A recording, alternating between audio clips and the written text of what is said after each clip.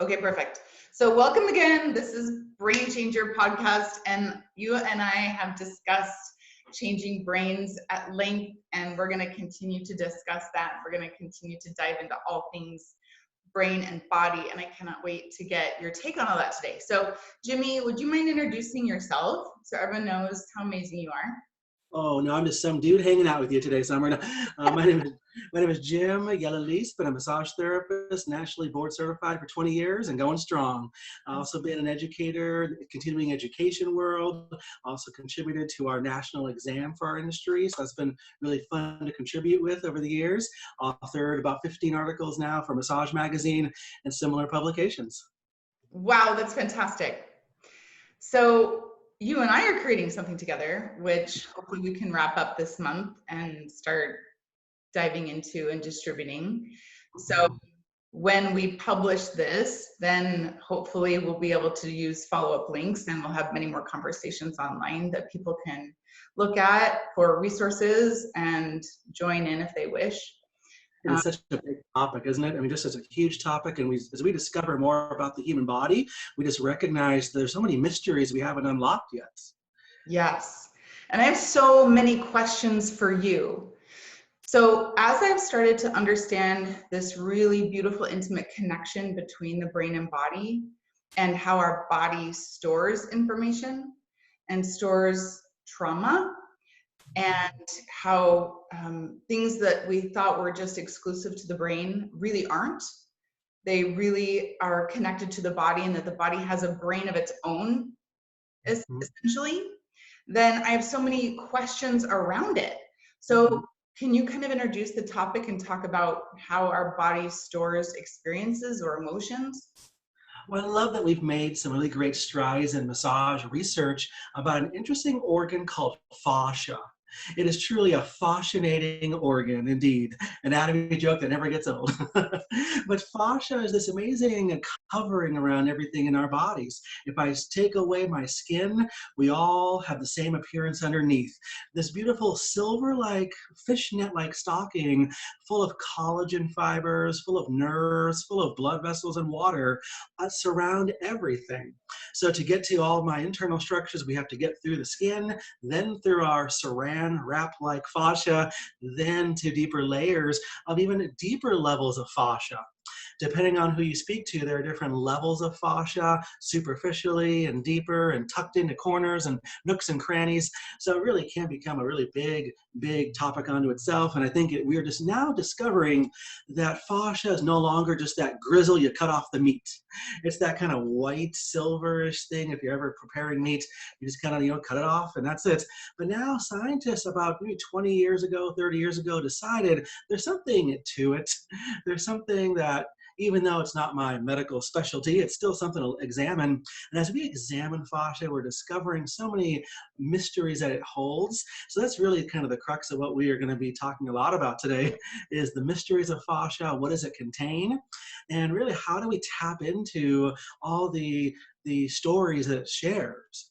Because I tell you, as a massage therapist, I think about when I put my hands on someone, I'm trying to not just touch their physical muscles, I'm trying to touch their spirit and their soul. And I'm trying to get the story that brought them here to my table today. Everyone has a spirit and a soul and a story that brought them here. My job as a body worker, as a massage therapist, as a healer, is to tap into that story and help my client process through their story. So how do you go about doing that? I think we froze just for a moment here. That's okay. Back? Yes, we're back. Yes, now I see you're moving again. But yes, again, we all have that spirit and a story that brought us here. And my job is to simply tap into that story that brought my client here. So how do you do that? Oh, by listening. I might think I know a lot of anatomy. I mean, I teach a collegiate level anatomy and pathology. So it's easy to say, oh, I read so many books, but I've got to recognize it's not about what I know. It's nice to know, but not need to know. Summer, if you're ever on my massage table, I would simply erase a lot of what I think I should know about you and just simply read what your body tells me.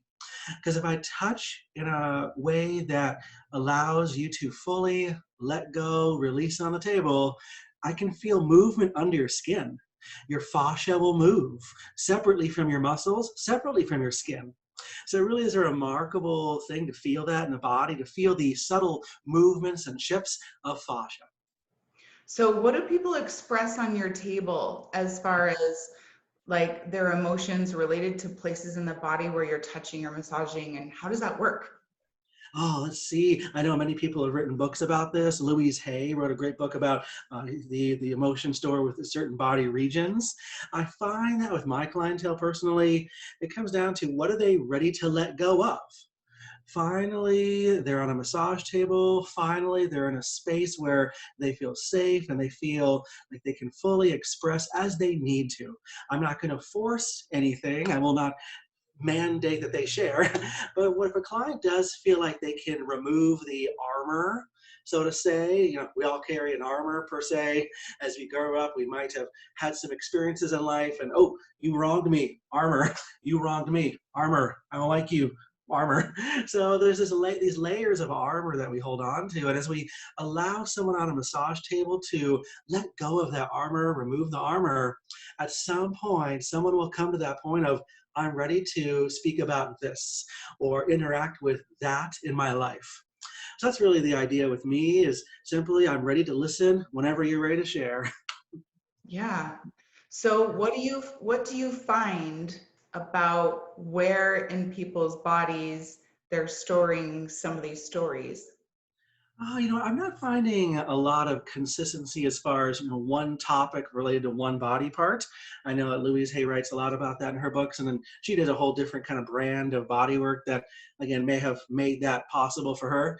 I'm going to suggest that I work with a clientele that is ready to interact with a deeper sense of self. So I find it's more life experiences that I'm ready to speak with you. I've had some people share some pretty intimate details about their life in general, from childhood, early adulthood, and beyond. And it floors me what I hear. I have to remember that I'm not trying to elicit the story, it's just their body's letting it out. So I simply hold space professionally for that to occur. But I find a lot of life experiences that when someone shares their life experience with me, then I feel their physical tissues soften, just like that. The body has a great way, and the fascia, I believe, is that ultimate organ that holds onto the mental, emotional stress throughout the body. Yeah, we think it here, we experience it here, but then we store it somewhere else. Mm. And I find that this can really become tricky with some clients who are expressing trauma. When it comes to the nature of trauma, I find that with many women, it is in the abdominal area, upper or lower abdominal area. So when I come to that area, I'm being especially sensitive to be very careful with my words, being careful to listen a whole lot more than I speak. Because I really want the client to experience the healing on their own accord. And when they feel ready, they share. So I'm never trying to bring it out. It's just simply, it comes out and I hold space professionally and let them process on my table. If that just means I come to the feet and hold the feet for a while, that's okay. If they want me to hold their hand, I've done that too. I've even offered hugs during sessions when appropriate, when they have asked for it. And in my world, that's not encouraged, but certainly there's a time and a place to offer a compassionate touch. So that's really kind of it. Life experiences that we experience on my table, and it's like they almost are going through it a second time, which I've got to be ready.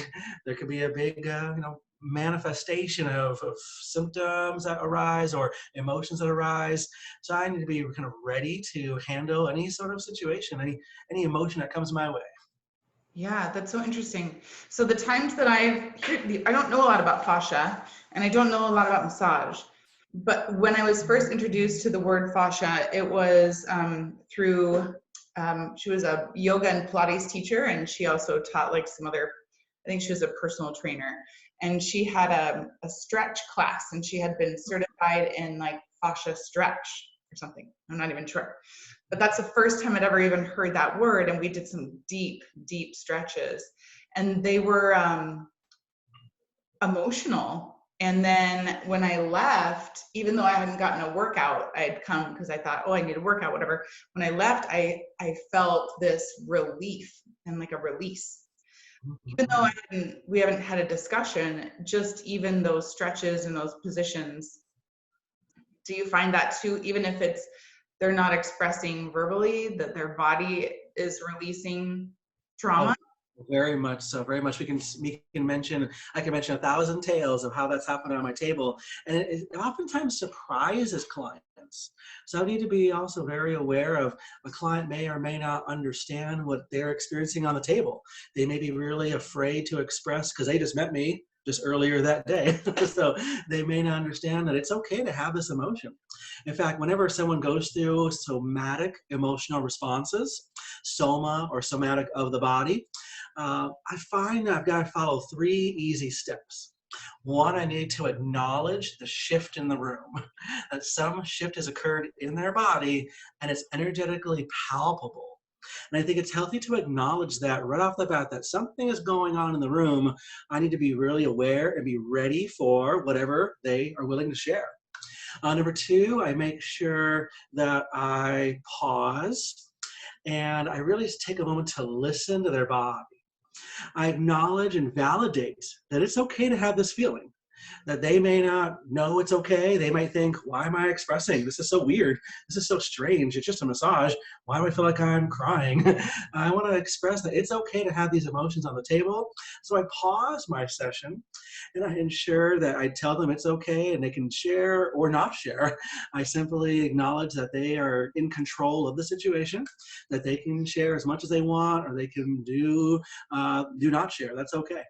But then 3, I continue as directed. I remind the client they're in control and I advise them, you tell me what to do next. Do you want me to leave the room? I can do that. Would you like a tissue? I got them. I can hang out at your feet, hang out at your head, hold your hand, whatever it is that you need in the moment. Because it is important that they feel like they're in control because they're experiencing an emotion that may not have experienced for 20 years, 30 years, 40 years. Something from childhood could be coming up when I touch the feet. One good example is a client many years ago who she did not like reflexology on her feet. She disdained it. She said, stay away from my feet. She even kept her socks on the whole time, which looked kind of, interesting that she's totally nude except her socks. But I understand why, and once I kind of like even approached moving down the legs, even just approaching her feet, her leg muscles would get tense. And she would remind me, remember, don't touch my feet. Yes, ma'am, I will not touch your feet. I'm just touching your gastroc muscles, your calf muscles. But even then, and then she kind of like said, okay, well, you can move away from my calves. So even just like being nearby was too much to handle at the moment.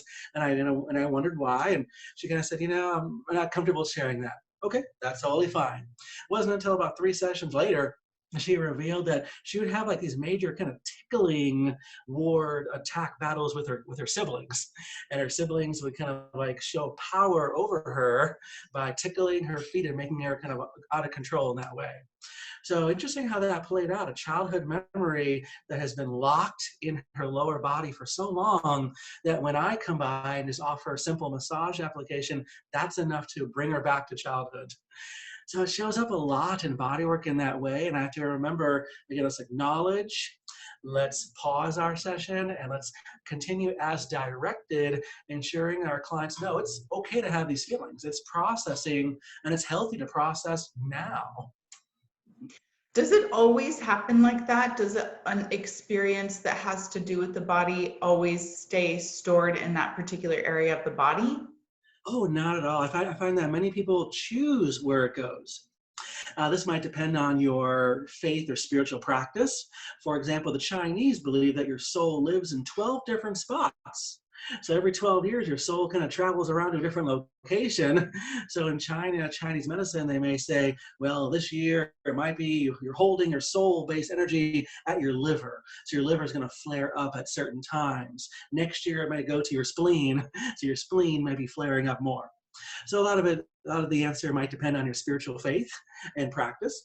But ultimately, I've found that many times I've seen that where someone's low back is sore and you kind of wonder why. Physically, the anatomy mind comes to mind. And I also have taught kinesiology. So like I get the kinesiology, lordotic, kyphotic curves. But then there's more than that.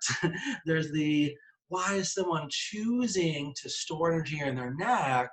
Why, why does it show up in the low back? Could be because of an energetic blockage in the chakra system, in the kundalini energy that they have. Everyone has it. Some people are more aware than others. So I find that if I can help bring awareness on the table to say your neck pain might actually be sourced in your sacrum, let's go to your sacrum and see what we can do there. Suddenly there's that, I had no idea my neck pain's going away. No idea. So I do find it often that it can go different body regions. How do you know? How do you know where to go? How do you know if they're like, my neck hurts, and you're like, well, let's try your sacrum? Like, how do you know to do that? The good thing is that I don't have to know. At least I don't have to know in the moment. Luckily, my chakra training, this is where classes come into play, and going to a legitimate massage school matters. Because any legitimate massage school will teach you, the fundamentals of touch, of the energetic body, of the physical body. So it's nice to be able to have, the book work enough in my head. At the same time, I cannot let that guide me. They can help me. It's nice to know that this curve in my neck is a lordata curve and that matches my low back. That's nice to know. But in the end, I have to remember that if I listen more, I will find the answer. So sometimes I just have to erase what I think I know and then simply just read what the body tells me. And that is a form of resistance. I can feel resistance in the body. Maybe it feels like a wall I come to, or a vortex feeling, a spinning, or a push away, or a drawn in. It might be a temperature change, or a sound I hear, a vision, color, experience. Since everyone is so different, it's amazing how it manifests so differently. So I'll let you know on your body somewhere one day what it's like on you to feel Totally. what energetic connection, congestion can feel like. Yeah, that's so fascinating. Welcome to my world. It's a fun world, isn't it? Right? I mean, just trying to read. I'm just really starting to understand how the sensations in our body can tell us things about us. I had no idea until just a few years ago how much our emotions and our body and our brain are connected. And I've since started, reading all kinds of books around that. One of the first books I read around that was called Your Body Keeps the Score. And I'm sure you're familiar with that, where, they talk about how things are stored in your body, and disease manifests in your body based on, trauma, that when we have trauma, it manifests as disease. Or could it be dis-ease? Or disease, yes. Yeah. So what would you tell people that are struggling with their health, with their physical health, or with their immunity? What would you tell them to understand the source of that and to get to the bottom of it? Different directions we can go with that answer. First, I would kind of try to get a sense of how aware are they of their body. I think some people have great awareness. I think if practicing things like Qigong or Tai Chi or yoga or even just good old-fashioned meditation will help someone feel like they're more with their body. So if I get a sense that they're with their body, I'll encourage them to go back to the exercise that they're used to and practice it more with the goal in mind. I'm also a Reiki practitioner as well, Reiki master. So I find that with a lot of my Reiki healing sessions, even the distance healing sessions I do, that we have a goal of intention. That for this session, let's put attention and intention, which follows attention, towards a particular goal. And once we focus on that goal, a client in that space, I think, will be able to discover their answer. There are some clients we know that have no acclimation to their body, and some that have even detached from their body. I think I see that more so in women. And when it comes to what's occurring, what I'm discovering as I raise a daughter, is I'm discovering the nature of how women can experience much more detachment from their body than the average male. More seems to occur to women. More opportunities to become a victim. More things that are just very negative in your direction, more than my direction. So I think it's easier to witness detachment in females. It could happen with anyone. Certainly I will mention that it will happen to anyone. But I'm just noticing a lot of people who become detached from their bodies can have a really difficult time reattaching. I think that's where people like you and people like me need to be sought after by that person to help with a tool in your tool belt or a tool in my tool belt to help someone reattach. Some people have been detached for 20 years, 30 years, 40 years because of something that someone said, something someone did to them, or I'm just growing up. I don't like how my body is changing. And the magazine says this, Instagram says this. I need to change. If I can't change like this, I'm shut down. So there's that aspect too of how do I help someone reattach to their body? Well, that's a process. That takes more than one session for sure. No matter what, though, I'm always going to tell anyone, get off this thing. Get off of this thing. This is not the answer. There's no external source that you can look for to find the end-all be-all answer for us. We can offer tools, but ultimately the client has to employ those tools for rediscovery and for reattachment. So I find, again, awareness on how aware of themselves, of their body, and then how can I help them reattach, rediscover. But the answer is not in here. The answer is going to be deeply in meditation, deep within themselves. And how do I help someone do that? Maybe on the table. Maybe I run them through a visualization on the table, or a meditation on the table, breath work on the table. Mm-hmm. So that awareness is the first step, awareness of your body, reattaching yourself to your body. And then find that, okay, now I'm having symptoms of dis-ease and I want to address those and I want to bring them up and I want to emotionally heal them so I can physically heal them. Then where do you start with that? What feels good? What feels good? Because I think our body knows what it needs. In the end of the day, this thing called a cell phone doesn't know what I need. It just has a bunch of logarithms to it.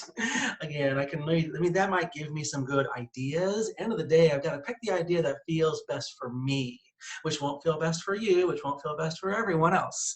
So I think that's something too. There's no, we live in a country where we were taught by our parents, at least my mom taught me that, hey, the doctor knows everything. Yeah. Follow the doctor. What the doctor says, do what the doctor says, and they have all omnipotence, the magical pills and such. And we're realizing that, again, there's no one size fits all. I teach oncology massage, and when I teach oncology massage, one thing I love presenting is precision medicine. How we now have the ability to look genetically at cancer cells and say, this cancer cell has BRCA2 mutation, we'll give them this medication. This mutated cell has BRCA1 mutation, so we give you a different medication. Absolutely love that. We have personalized medicine now available in the oncology world. So I feel like we can almost do that with ourselves, find that personalized thing that feels best for us. At the same time, it's good to have guidance from a professional, especially like yourself. You're in a great position to help guide people to say, is this still working? Yeah, everything might feel good in the beginning. We get that a lot in the massage world, where the first couple massages, oh, they feel awesome. I love it. Great. Thank you. Third one, good. Still good. Fifth one, okay, I'm feeling better. I only need you as much. Oh no. So that could be our role too of, does it still feel okay? And if not, how do we get you back on track? I love that you said that, because it sort of comes back on itself, right? You're wanting people to be connected with their body and then connect so much that then they're talking about what feels good to them because their body's now talking to them. It's their healing journey, not mine. It's their healing journey. I appreciate being a part of their healing journey, but it's not my healing journey. I cannot take that role on for them. Yeah. I was reading some Dr. Hawkins, who wrote Power versus Force and The Power of Surrender, Letting Go. And, he talks a lot about how your muscles react to truth and non-truth, that your body can react that way. And I'm sure you know all about that because you've done kinesiology and things like that. And that was such a surprise to me that our bodies will react because of a deeper knowing. Indeed. And can I share a little bit more about how that happens? Please. Yes, as we do more research on what fascia is, it reminds me when you go to PetSmart and you see the big wall of aquariums. You remember seeing that, Summer? Yes. The wall of aquarium. So if you look microscopically at fascia, it looks like metaphorical fish tanks, all stacked end to end with some collagen between the fish tanks. I think this explains why acupressure works, why Chinese medicine works, why the mysterious meridians work. It's simply we know that water conveys electricity, and now we can highlight under a microscope, we can look at that nice arrangement of the metaphorical fish tanks, how we have compartments and units of water within fascia. Wow. So we can start seeing electricity go just from one piece to the next. Just simply bounces from one compartment to the next. And it seems to transmit in unique directions that the Chinese 5,000 years ago discovered in their 12 basic meridian pathways, what the Ayurvedics discovered with their Nadi pathways.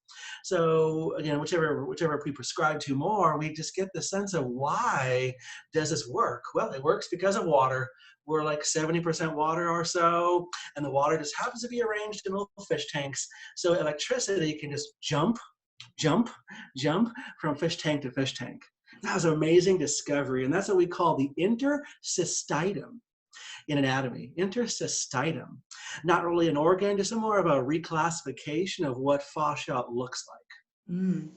Yeah. So that reminds me of the doctor whose name I can't remember that did a study on when we send positive thoughts or to water molecules and how we see those change, right? Based on the intention or the thoughts that we direct toward those water molecules. Emoto's project, yes. Emoto's project, yes, indeed. Yes, and there's so much truth that, again, a thought is a real thing. Yeah. Real vibration. And that vibration is sent from our minds to our nervous system. And the nervous system can just be conveyed through the entire body, through the fascia. In fact, there's a great research company called the Fascial Research Congress. You would absolutely love this summer because it describes a lot about how the hows it all works, the things that weren't explained in medical schools.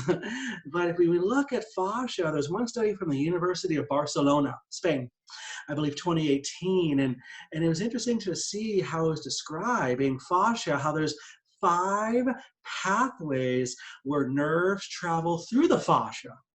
So this metaphorical, fish tank setup here, the aquariums, all kind of put together. Plus we have neural pathways running through and in between all these fish tanks. Wow, it's no wonder that some anatomists now call this the neurofacial web. How we have water that can convey these messages that are stemming from here or stemming from the spine, the central nerves, can just be disseminated through the whole body. Even John Upledger talked about this in 1978. And back then, there just wasn't the sophisticated knowledge like we have today. He was onto it. So rest in peace, John Upledger. You were right. You were right, man. Okay, so let's go back to that. I have a couple more things. Let's go back to that deeper knowing. So how does our body know things? Like our brain doesn't know. How do we tap into this energetic knowing? I mean, some people call it the law of correspondence, where we're all connected and we have this deeper knowing. Some people talk about, source energy. Some people talk about, intuition, but it's in our body. We listen to our body and our body tells us. I tell my clients all the time, our body is the mouthpiece of our soul. So how do you talk about that with your clients, or how do you explain that, or what are your thoughts on that? Well, we certainly are discovering that inside of every human cell, we have the breath of life within us already. We have the cycles of life already at movement in our cells. So something else that's kind of really fun from a kind of anatomy standpoint, then I'll mention kind of more what I would say to a client. But from an anatomy standpoint, inside your nucleus, we have our DNA double helix. Did you know the double helix spins? I didn't know that. The double helix actually is turning. They call it the Bromian sequence. And it should be spinning. It should be spinning. And if it's spinning, this cell is said to be healthy. And I thought that was just fascinating that even inside of our human cells, which we have, 100 trillion cells in the average adult body, to think that they're spinning wheels of light called DNA double helix, even inside every single cell. Like that just blows me away to think, the Earth is moving around the sun, and the sun is we're in the solar system that's moving around our galaxy. The galaxy's moving who knows where. The moons move around the planets. movement is just a natural product of our universe. And we, in a sense, are holographic representations of the spinning entities of the universe. Yeah, that's so cool. Yeah. This is one of those like moments like that. So to a client, I don't say that though. Because to a client, I just kind of ask them to put their hand on their hearts.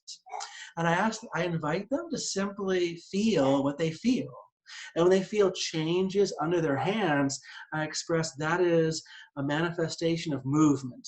Your nervous system is doing something there. Then I invite a question. It could be any question I feel relates to them directly. So if, let's say I was talking to a client about, let's say, relationships. Do you feel any relationship challenges, or how do you feel about your current relationship? And I just ask them to feel what they feel. Because their body already knows, because the mind already fed the body, this is a good thing, or this isn't so good, we got to get out of this thing. The body already knows, it does keep score. So I just have them find the answer on their own when they start asking me, hey, Jim, what do you think? Should I leave this person? What do you think? I can't answer that question for you. I don't want someone calling me saying, why'd you tell me to divorce someone? That's not on me. But I am going to invite that they just examine. The answer is already there. Just examine what feeling that they feel under their hands. If they find it's a very inviting and warm feeling, chances are it's a pretty good gig that they're in. If they suddenly, you can kind of tell when someone isn't comfortable, and you can kind of sense that, not a shudder. Well, maybe some people kind of shiver or shudder. They just kind of shut down. So you notice their body language shut down. Okay, maybe your body's telling you what your mind already knows. Your body knows it too because your mind told your body. And then it becomes well, I don't want to leave. Okay, I can't tell you not to, right? But I think there's this notion of the body will not lie to you. That's kind of like how I try to get across to the average person is your body will not lie to you. Your mind, your ego might say, I want a different reality. Your body knows the reality. It knows what's going on in the moment. So I find that once they do that exercise, holding the heart, sensing what they feel, then they usually say, yeah, Jim, you're right. I'm like, I didn't even say anything. I didn't even say anything. You figured out the answer on your own. Yeah, I love that, because really what we're doing is we're helping people to empower themselves. We're just guiding them in their own truth. Yes, indeed, exactly. And you have your own great way to do it, I'm sure. You have exercises that you do with your patients. So I just love that we kind of combine our knowledge pieces together, and we're going to create a great resource here. I know, it's amazing. So tell me how you got started. How did you get started in energy healing? How did you know you want to be a massage therapist? How did you get interested in Reiki? How did all that happen? Oh, yes. So let's see. I was about 22 years old running my father's restaurants. I had a degree in political science, of all things. Economics, boring stuff. I thought I was going to go to Washington, D.C., change the world, save the whales, all that jazz. Yeah.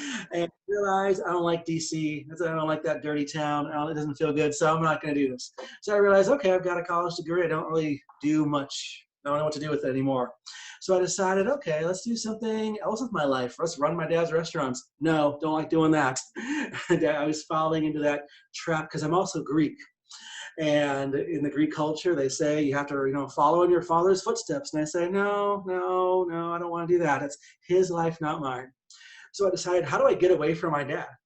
At first it was how do I get away from him? Because if I don't get away, I'm going to get sucked into his life for good. And yeah, it's good money, but at 22, I felt like I was much older in my body. I felt so hurting. I felt aches and pains. I thought I should be going out having fun at age 22. I should be, I should have a girlfriend. I should do things that are fun. I don't do anything fun. What's up with me? So I decided, okay, get away from dad. And then I started to look into massage schools because someone once said I was good at giving massages. And I thought, there can't be a school for this. Really? Come on. There can't be a school for this. This is easy. But then I looked around and thought, oh, there's actually real schools, like legit schools. So I just simply chose the school that seemed the most, medically oriented, the most legit school, Utah College of Massage Therapy in Salt Lake City, Utah. And so I decided, okay, Utah's far away from dad. And I don't think I really knew what I was getting into until the end of the first quarter of school. We were doing our clinical internships. And I remember working on a lady on her neck, and we still had like 10 more minutes. And she said she had a hard time hearing. So I just did a lot of massage kind of by your ear and thought, okay, I got 10 more minutes. Sure, this might help. And then she says, wow, you actually helped me. I can hear better now. And that was one of those like, ding, like massage works. One of those moments of it's not just about feeling good or make someone feel good. It's really a medical endeavor. So that was my aha moment of, wow, these two hands can actually help heal. Like, this is really cool. So I was just fortunate to be in a school that encouraged, different aspects of healing.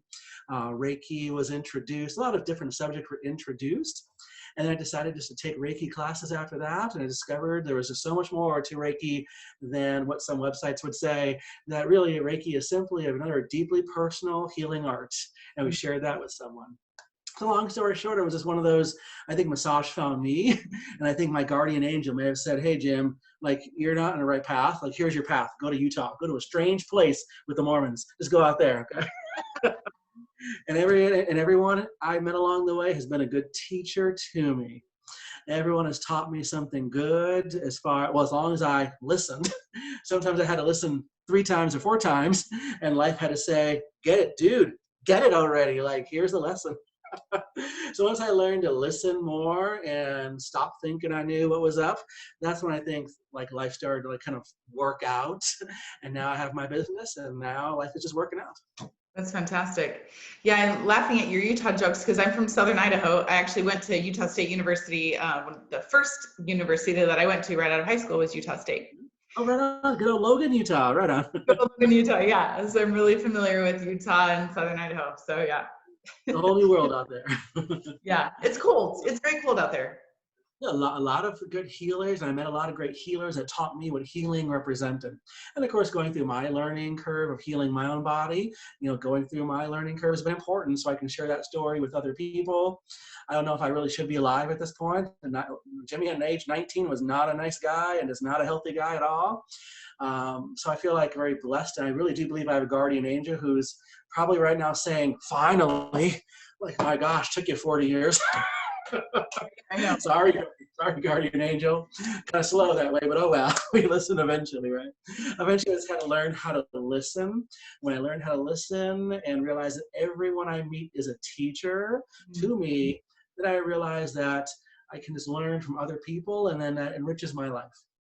Yeah, that's so fantastic, and it's so true.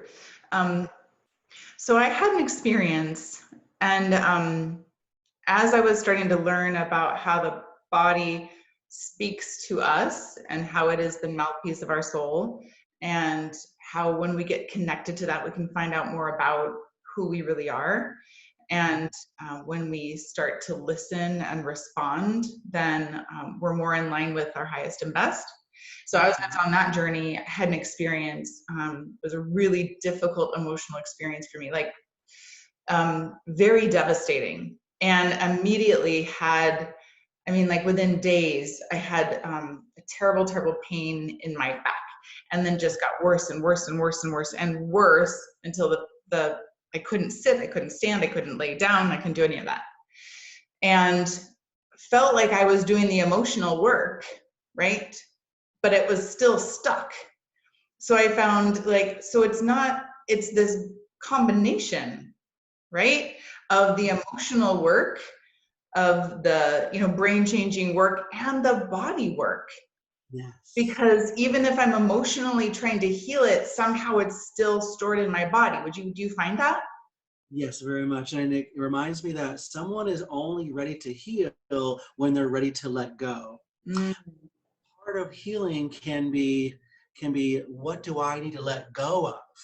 But I need to be ready to let go of some stuff, or some stuff, as I'll say. Yeah. Many clients who might say, I want to be rid of my back pain, but I don't want to give up what I love. Okay. On a physical level, yeah, as long as you beat up your body every weekend, you're going to come back the next week to me feeling the same way. So there's that on an elementary level, that yes, if I can help my clients see, if you change your lifestyle patterns, if you change how you do things in life, how you move your body will respond appropriately. Easy on a physical level. It's easy for someone just to change their golf swing, or to choose, I'll work out less. I won't beat up my body anymore. No more MMA wrestling, right? So that's easy to choose. It's not so hard. It's not so easy. It is very difficult to have someone say, I'm ready to let go of this anger towards, this emotion towards, Mhm. this worry of. So it's interesting to recognize that in people that I can't force the healing by any means. I cannot force healing. All I can do is help someone find a point in time when they say, okay, now I'm ready. Now I'm ready to let go of it. And it can be frustratingly long for some people. Some people may say, well, I don't want to feel the anger anymore. Well, it's all, emotions can be a choice as well. Emotions can be a choice, and we can choose, even if someone triggers us, we can still choose to respond to the trigger or not. And you have a better understanding of the word trigger than I do. I hope I'm using it in the proper term context. But again, I think that there's a point in time when my role as a massage therapist is to help someone kind of come to a point when they can feel ready to let go. But I can't force it. I can't use more pressure in your back and make you release it. I can't say you're healed by pushing you real hard, and this is no CPR I'm giving you. This is simply a sacred, safe space where you can heal at your pace. Mm. Everyone just has to find their pace. And again, trying to combine the emotional based energy with the physical based healing is tricky because we know, I'm sure you've worked with some people who want to hold on to it. They might even identify with it, Yes. saying, this is who I am, this is who I've become because of you, because of whatever, this is who I've become. So they start to identify with the emotion. And that can just take a long time to work past. Yes, I have in the past on several occasions asked some of my clients, how willing on a scale of 1 to 10 are you to let go of this belief about yourself, whether it's unworthiness or, insert thing. And sometimes their answers surprise me because they're afraid to let go of that because they're not sure what else could what else could come in there, right? First of all. Second of all, they're so used to it and they're addicted to that story. That identity is part of who they are. So even if they're like, look, I really want to feel this way, then we have to really talk about how willing are you to let that go? And then how willing are you to feel the opposite? Are you willing to feel worthy and do all the things that entails as well? Right? It's So, good. yeah, you're right. There's that willingness piece. And it takes more than one practitioner.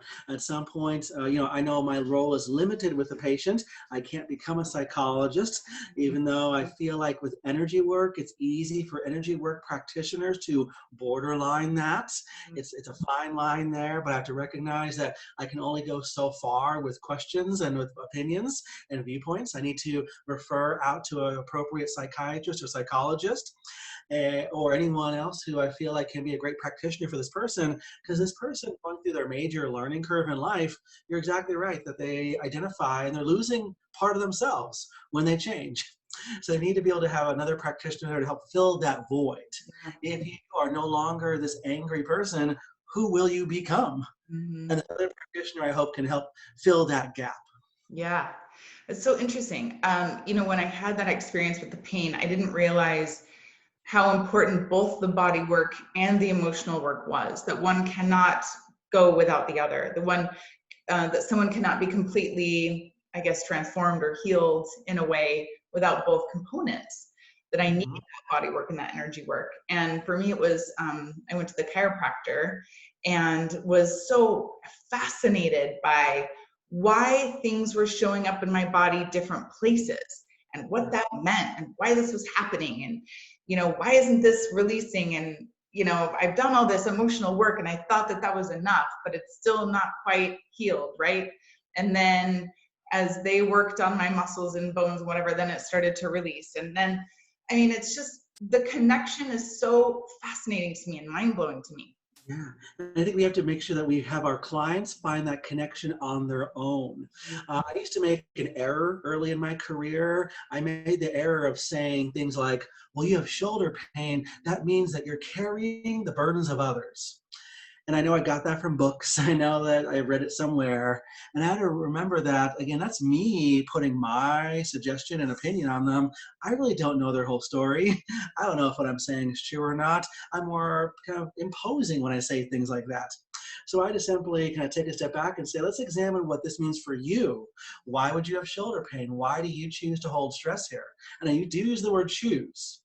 I think that it can be a choice. And when we empower people to witness that their emotions can be chosen, I can choose to love or not to love. Like in any marriage relationship, at some point we might find that we have to choose to love our partner. We can choose to feel worried. We can choose to feel angry. And that's what I'm saying. I know is not an easy concept for everyone to hear. So I don't mean to trigger anyone listening with that remark. But at some point, we can recognize maybe I don't have to have the emotion control me. Maybe I can have a control over the emotion. That's what I'm trying to express. I think there's something about helping someone see what does this mean to you? Yeah, this book says shoulders, carrying the burdens of others. That makes sense, I guess, carrying on my shoulders. What does it mean to you? Does it mean that you have to be the caretaker? You've got to hold someone up, seemingly? Okay, that might mean that for you. Or does it mean that you find that in your labor, you are helping people, you're lifting people, because you're a nurse, you're a caretaker, you have to lift someone for your living, help them get to the restroom or whatnot, things like that. So I try to help someone find, okay, what does this mean for you? And why do you choose that emotion? Why do you choose it? And is there another choice? Doesn't have to be another choice. I'm not trying to change their mind. It's just, could there be another choice? Mm-hmm. Wow, I love that. That's so profound. And why do you choose to carry your stress there? Why do you choose that emotion? Why do you choose to carry it there? Yeah, that's beautiful. Yeah. And again, different books will have different kind of reasons on the chakra system. Says that the root chakra, for example, is about sexuality, sensuality, stability, foundation, and life.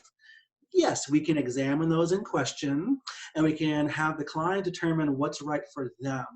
I'm not going to try to state what's right for them because I'm not a psychiatrist or a psychologist, so not my realm to answer that for them. But I would like to invite the question and do some body work at the root area to see, can we open up the physical structures?